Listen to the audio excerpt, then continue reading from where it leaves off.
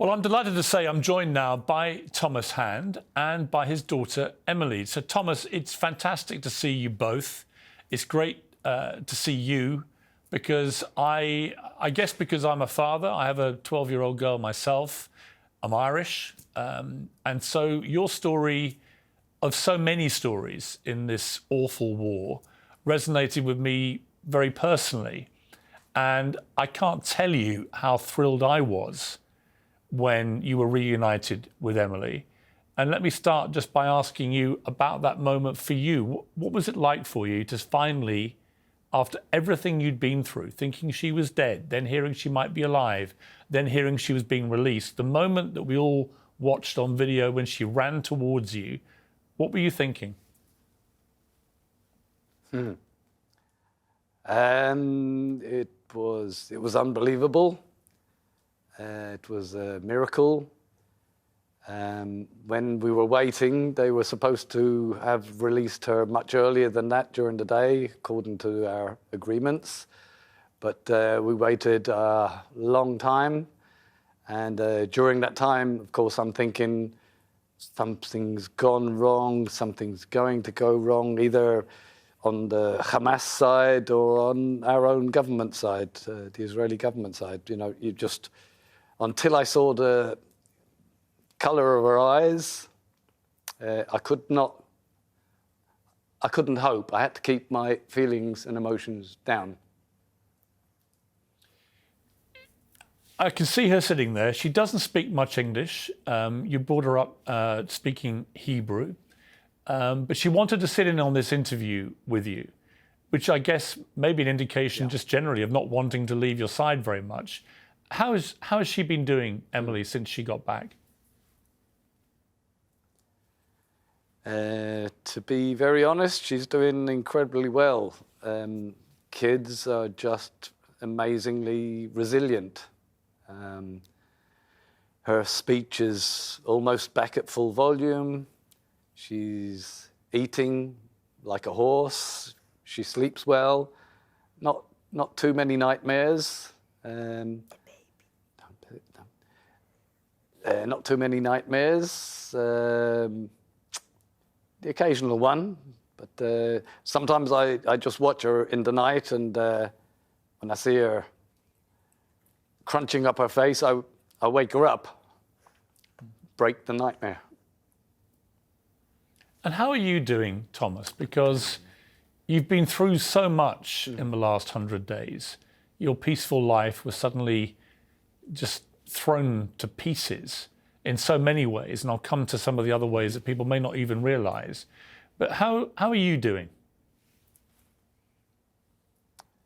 I'm actually doing very well. I actually wasn't in a great position before this all started, mentally, depression. But because of it all, it's made me stronger. If you can get through this, I can get through anything. All the interviews, all the television interviews, the newspaper interviews, you're reliving not just that day. My day started the evening before. So I'm living from the 6th, the evening of the 6th, to whenever the interview took place. Like, I'm maybe going to have to relive it again for you from the 6th till this date. And so I was at one point talking 12 hours a day, every day of the week. And that's basically what you do in therapy. It was free psychotherapy. So I'm much stronger.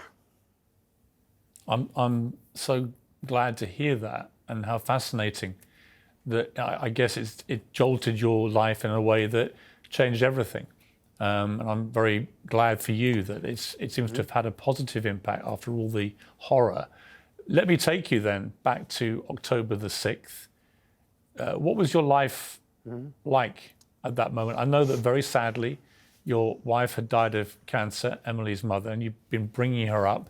What I didn't know, actually, was that you were sharing a lot of the kind of parenting duties with your ex-wife, who stepped in and helped you, which I thought was an extraordinary thing. Yeah.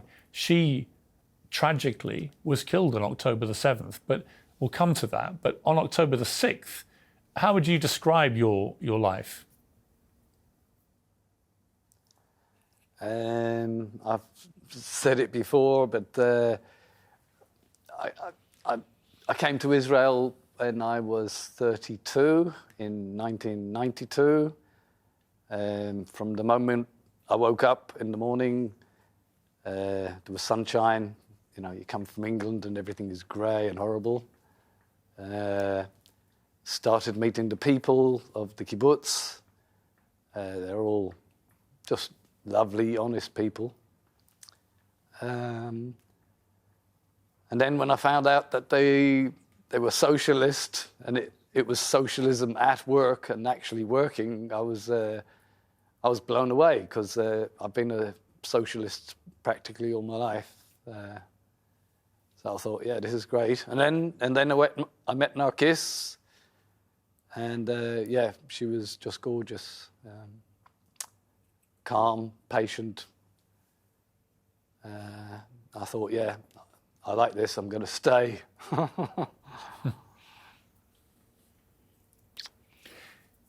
On October the 7th, we know now that Emily, of course, was having a sleepover with her friend Hilla. And her mother was to play a very important role with what then happened with Emily, and we'll come to that. But what was your first inkling that something very bad was going down?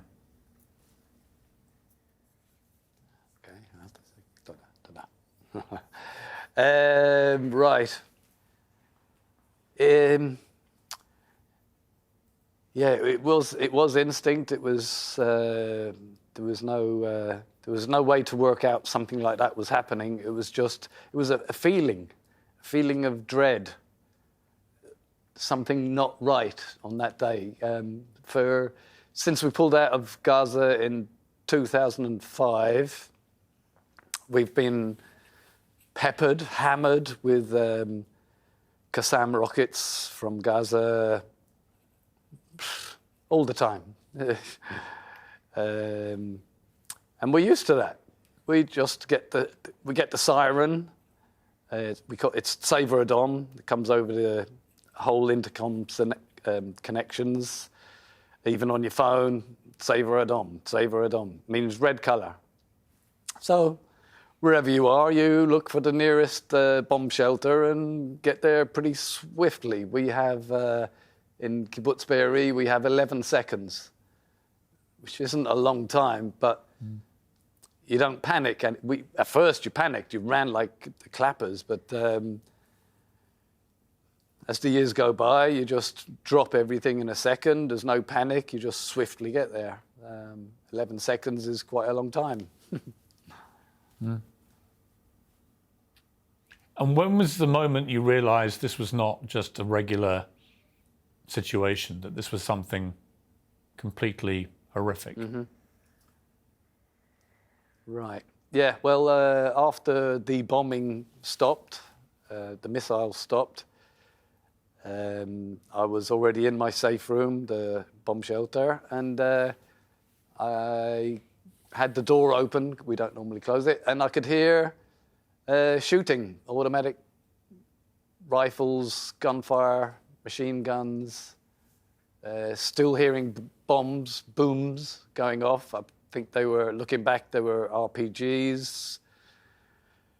And it was all just too close. We're used to all the sounds of war where we live, and this was just unnatural. It wasn't right.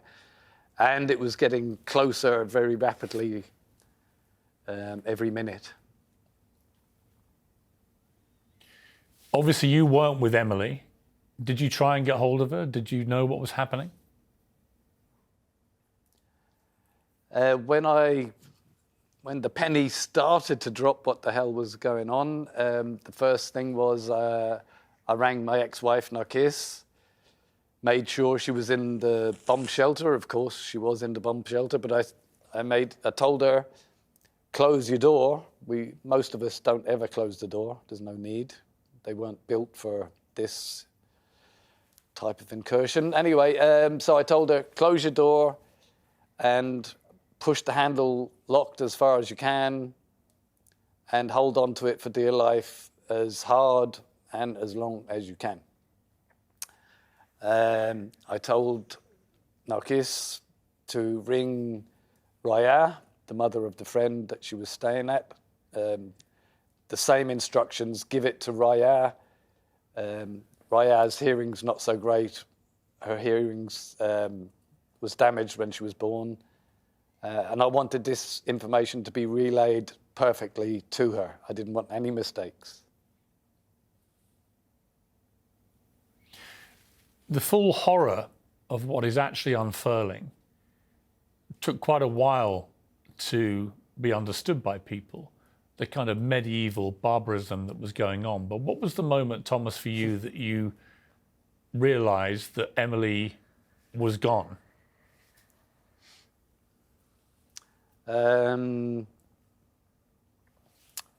Not for a few days later. I'm sorry, but my time scale is completely gone.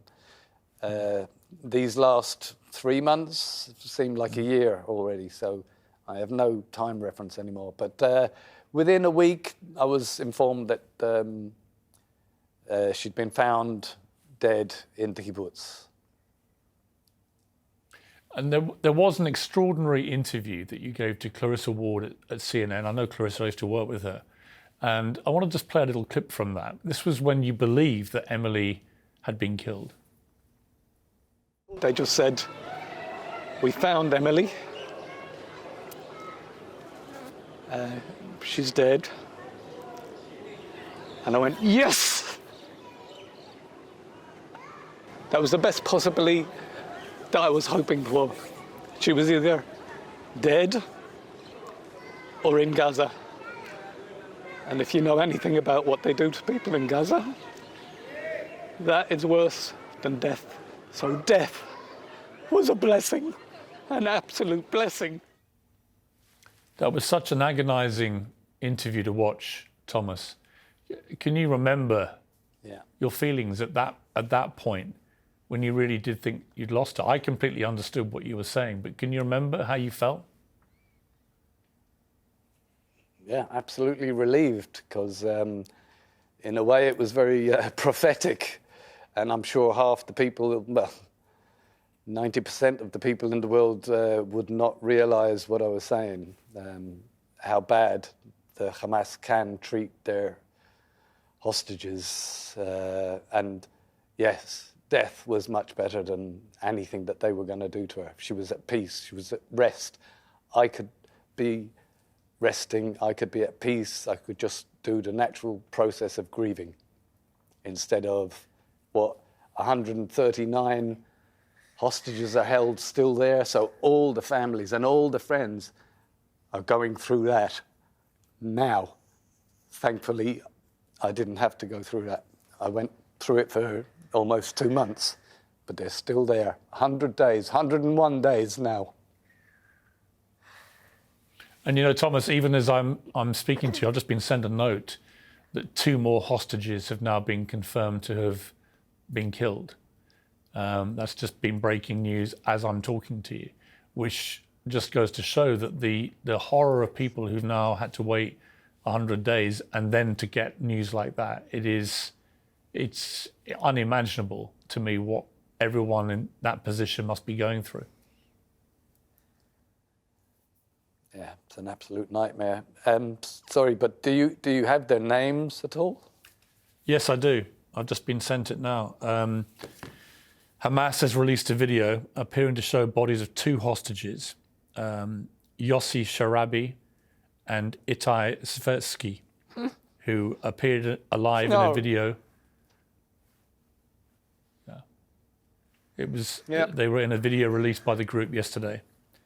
In a new video, the 3rd hostage, Noah Argamani, says the pair were killed because of Israeli airstrikes. She was obviously speaking as a hostage.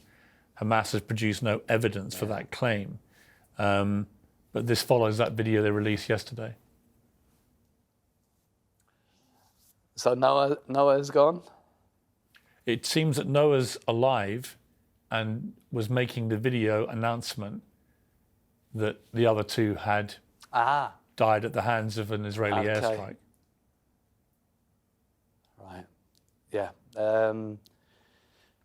Eli. No, it wasn't Eli. It was Yossi. Yossi. Yes. Yossi Sharabi and Svirsky. Again, they were from Kibbutz Be'eri, and Svirsky was with Emily for the whole duration of her captivity. There was nothing wrong with him. So they've killed him. Okay. And of course, blaming the IDF. Why wouldn't you? Yeah. Well, thank God Noah is alive, and hopefully she will stay that way. So yeah. And Noah's mother is such a. Yeah. I'm so sorry to have had to told you that. I just felt it was important, given you were just talking directly about the hostages, that you should be aware of that news. Oh Christ, yeah. And you know, Yossi, his brother is there as well, Eli, or he's already dead, I don't know. But Eli, he probably saw his wife being shot to death, and his 16-year-old daughter and his 13-year-old daughter, Noya and Yael Sharabi and Leanne. So yeah, that's a hell of a tragedy. That's almost the whole family wiped out. Horrific. Absolutely horrific. Thomas, let me take you back. I'm sure they're going to say the IDF did it. Of course they're going to say that. Yeah, I mean, we don't know the full facts yet, obviously. This is all a Hamas video, and they've obviously made Noah say this. Mm-hmm. And we'll hopefully get more information about this over the next day or two. But appalling news, obviously, on the day of everyone looking at the 100 days since hostages were taken, 2 more confirmed to have died. And that's just indicative of the horror that the poor families are going through, and what you would have still been going through had Emily not been released. Let me take you back, Thomas, to when you discovered that Emily may be still alive. You weren't even certain, but you were told there were indications that she might be still alive. Yeah. At the time, it was the lack of evidence that she was dead. That there was 3 stages. You were either dead, missing because they didn't know where you were, or confirmed as a hostage taken away. And because she was no longer dead, they didn't find her body anywhere. They didn't find any DNA. So you have to presume she's missing, and only probably hostage in Gaza. But then later on, funnily enough, on the night of a ceremony honouring the hostages, an eyewitness came up to us, someone we knew, and said she saw Emily, Hila, her friend, and Raya, the mother, being led away to Gaza, put in the back of a truck and taken away. So that's when she went through the whole spectrum. She was dead, she was missing, and then she became a hostage in Gaza. And for you, having already told the world that you would have preferred to think that she was dead than being held hostage, that emotion for you when you realised your worst fear may actually now have been realised. What was that like for you?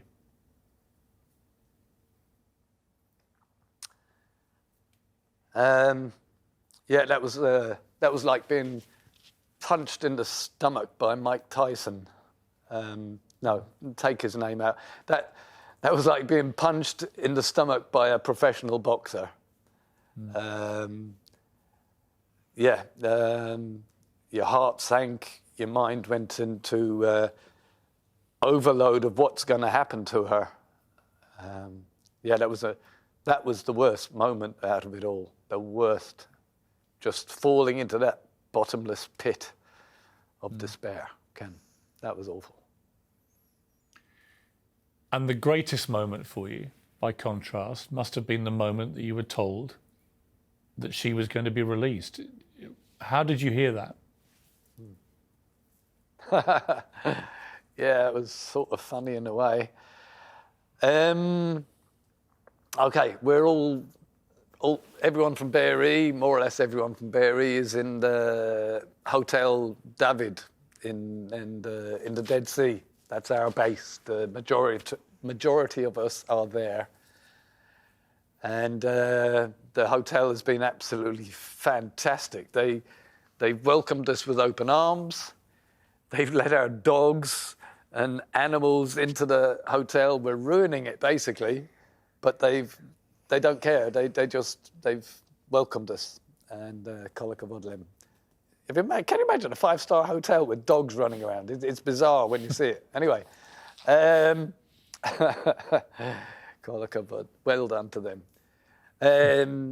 So I'm sitting in the David Hotel outside on a chair, and funnily enough, I had a reporter sitting right next to me. It was not exactly an interview, but a pre-interview, and I got a phone call from the army saying Emily's on the list, and you can imagine I wanted to scream. I wanted to jump up and scream, and I had to just keep absolutely calm and collected and say, okay, right, thank you very much for that information. I'll get back to you. Some bullshit. There's no way I wanted the reporter to get a hint of what was going on. And thankfully he didn't. And once I got back to the hotel room, I think I screamed the blue murder. Yeah. I can't even imagine, and after all the emotions you've gone through, and all the differing thought processes, to finally be told that she might be imminently released. And yet, I guess, as you said at the start of the interview, with a caveat that you couldn't be entirely sure until you saw her. No. It was an unbelievable moment, like I say. And thank God I was lucky enough to have that moment. We're still waiting for other families to have that moment. And hopefully it will come to them too. The reality, Thomas, of what she'd been through was nowhere near as horrific as you had feared. I don't want to speak for you, but my understanding is there was no sign that she had been beaten or abused in any way. I think that's the case, right? Yep. As far as terrorists go, they were reasonably good. They didn't sexually abuse her like they've done with many others. She wasn't raped even as a small child, which they have done to others. She wasn't beaten, tortured. They were all reasonably humane, shall we say. They kept them on very small rations of food, even though they had lots of food. In my head, I'm thinking, she's not going to be getting lots of food because probably they won't have lots of food. But she's told me that, no, they had lots of food. They could smell it being cooked, but they weren't given any. One day they made a mountain of, very small donuts, a mountain of them. And they each had, they were given one each. No need for that. Anyway. You found that her head was full of lice, for example, and she was pretty emaciated given how she had been before. But was the biggest problem that she faced and you faced psychological? I read that she believed she'd actually been taken for a year. Oh, yeah. Well, the old saying, when you're having fun, time flies. And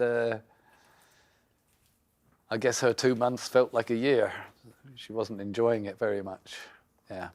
Most of the time, the only activity that they could do was play cards and do drawing. They had to be very, very quiet. There was no conversations. So that would get boring after a very short time. They were threatened at one stage with a knife by one of the Hamas terrorists because they were making too much noise. Yeah, they were probably just talking. They weren't making much noise, but they were told to be quiet.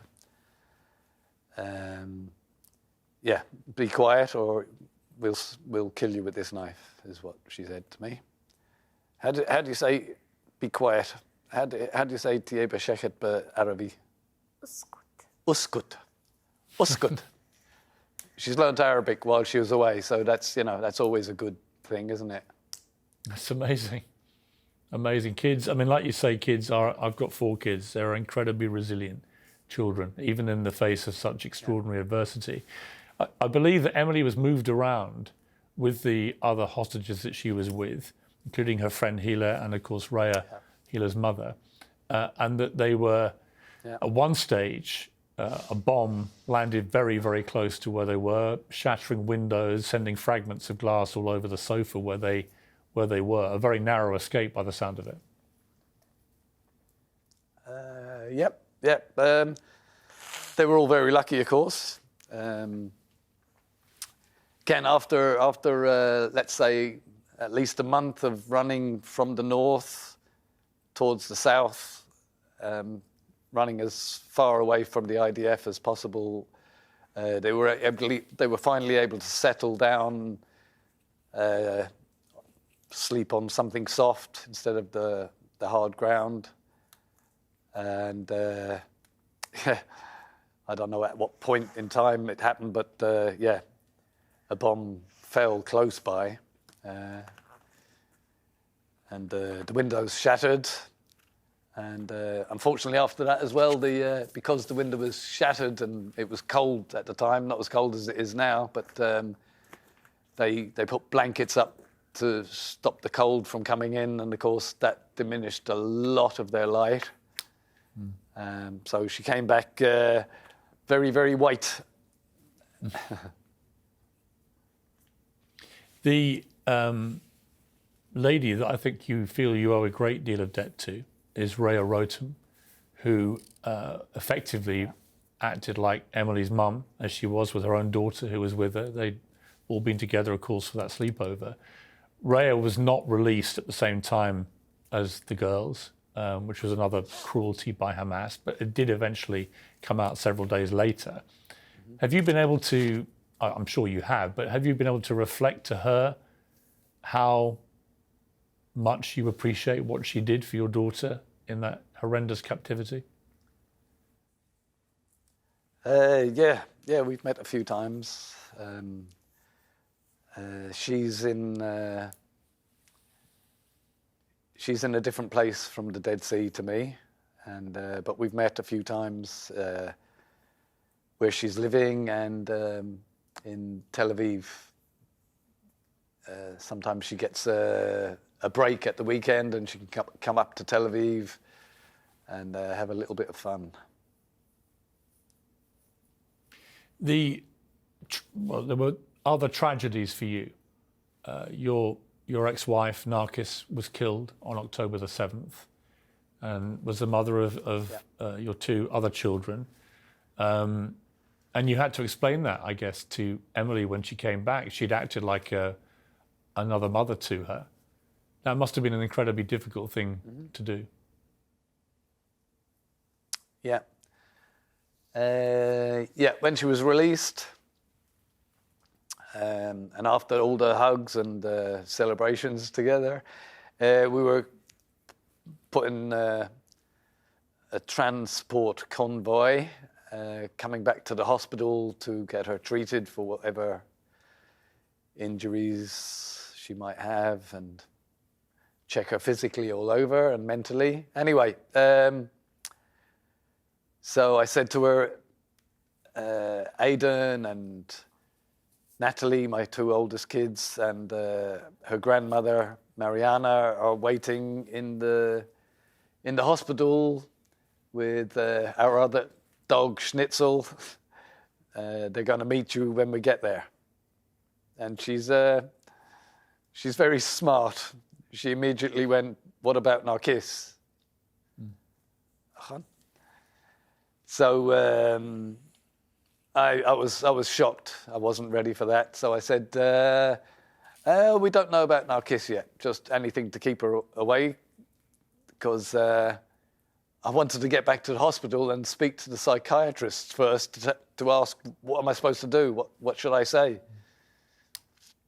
And I knew the answer already.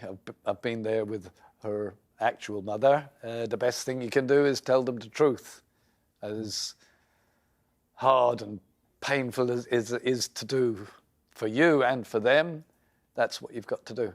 So she asked 2 more times in the van going back to the hospital, and I had to just keep her at bay. Eventually, we got back to the hospital. They said, yes, you just got to tell her. So sat her down quietly and just told her straight. And the only reaction she had at the time was a very sharp intake of breath. She just went, and that was it. She didn't say a word. Only the next night, she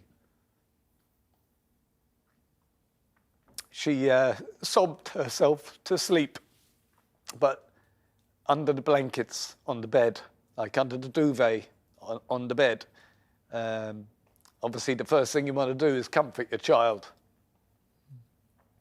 She wouldn't let me touch her. She'd forgotten how to be comforted by a parent, and that was very hard. I just had to let her cry it out.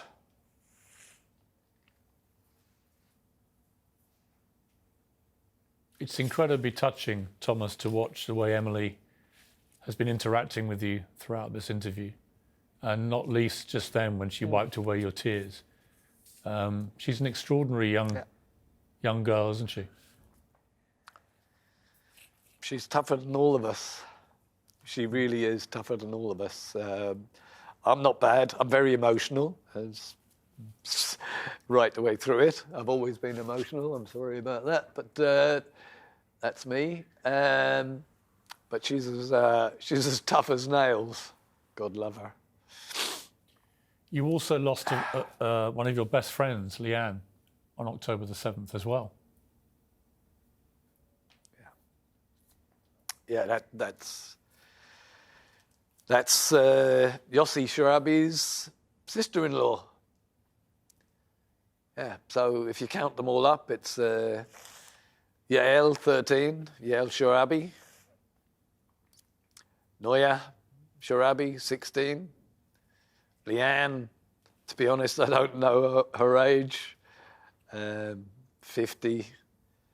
Her husband, taken hostage, whether he's still alive or not, I don't know. And his brother, Yossi, who's now dead. It just goes on and on. And that's not the only family. There's another family on the kibbutz, the Beera family. Again, the husband, Aron, Yasmin, their kids, and the brother, all dead. All dead. They're civilians. They didn't do anything to anyone.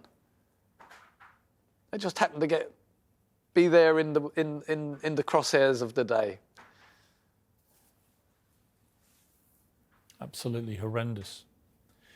I understand that Leanne's parents rang you or sent you a WhatsApp message, I think, to wish you a happy Christmas, and you were just struck by how they could find the strength to think of anything like that.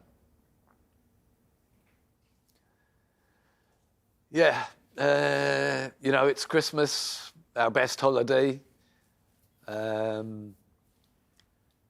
You put on, for the kids, we put on a happy face.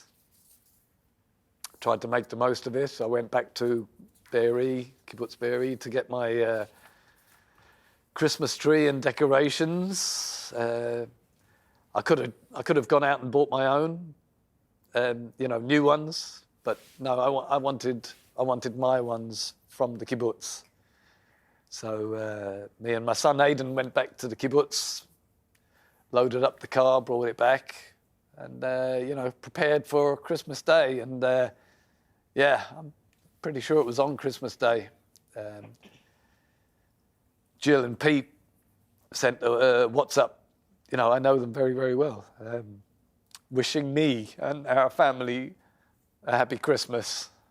That's astounding. To have the strength and courage to wish somebody else a happy day when you are having the worst Christmas of your life. How can you do that? I didn't know what to say back. What answer do you give? Because the normal answer is, happy Christmas to you too and a happy New Year. What can you say? I literally texted them back saying, I have nothing to say. I have no reply to that.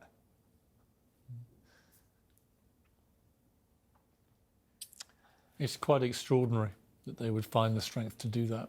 Yeah. Thomas, how do you feel Incredible. about the general situation now, 100 days on from the appalling terror attacks that hit you and so many families? How do you feel about the debate about the war itself, about Israel's response? Some people feeling it's become disproportionate because so many civilians are being killed. What do you feel about that? They don't know a thing.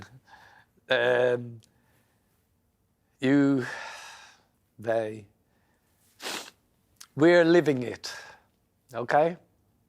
We're living it. We have been living it every day for 20 years. You have no idea. You have no right to even speak to me. Have you been to Israel ever?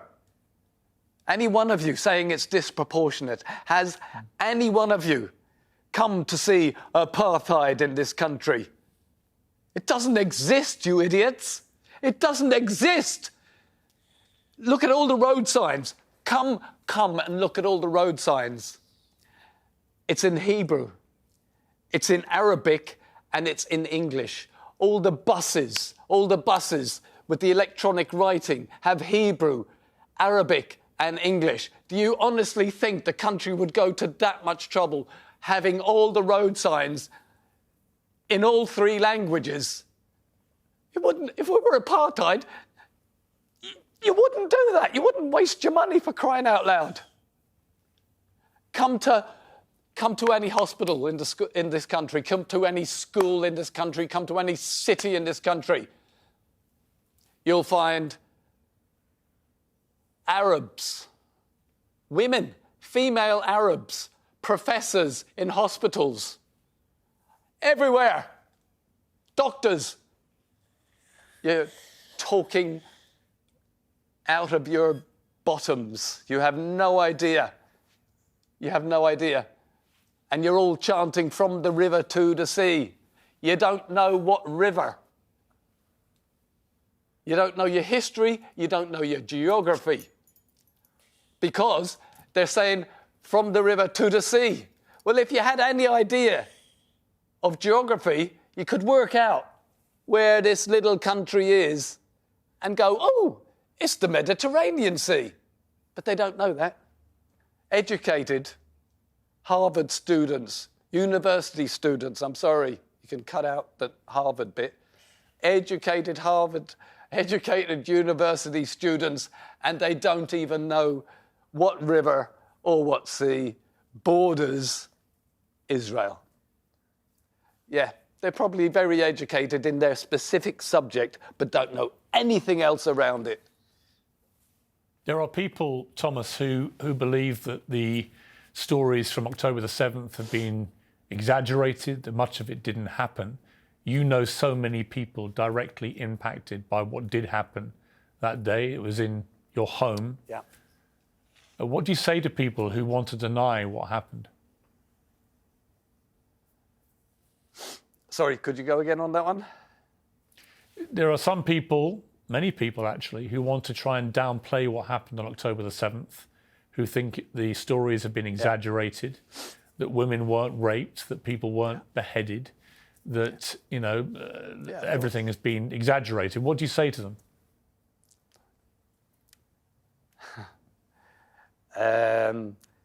What do I say to them? It really doesn't matter what I say, does it? It really doesn't matter what I say. All the footage that you see of that day and days afterwards, that's Hamas body cams. That's Hamas body cams. They were streaming it. They were proud of it. You want to go? Actually, I just wanted to ask her one question, Thomas, before she goes. Can we just ask Emily something? Sorry. Yeah, okay. I just wanted to ask Emily one question. Has she gone, or can we ask her one question? Oh, right. Emoshki. ורצה לשאול אותך שאלה אחת. בסדר? בואי לפה. 1 second. If you could just ask her, Thomas. Fire away. Just ask Emily. I just wanted for you to ask her that moment when she saw you again. What was that moment like for her? Yep, that's quite an important moment. Very good question. Initially, it was hugs and kisses and happiness and everything like that. But then I realized she was looking at me in a funny way. So I questioned her. I said, "What's on your mind? What's going on?"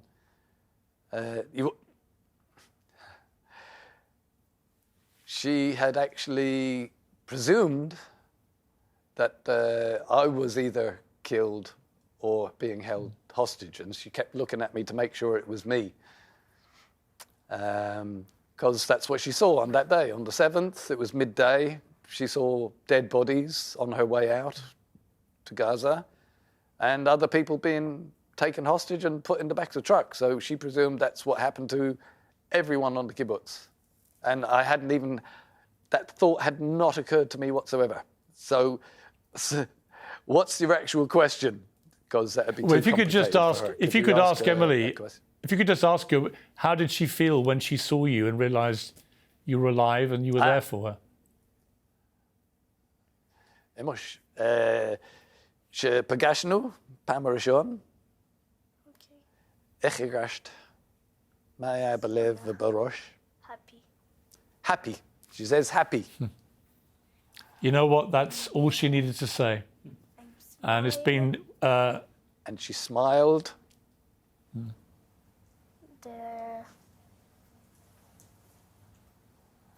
Yeah. She says she was very happy and smiled. Yeah, I think that's all that she needed to, all she needs to say, and it was wonderful to hear it. Thomas, I've got to leave it there. Thank you so much for your time, for you and for Emily. I can't tell you how happy I am that you guys are sitting there able to do this interview after all you went through. And I really appreciate your time. Thank you.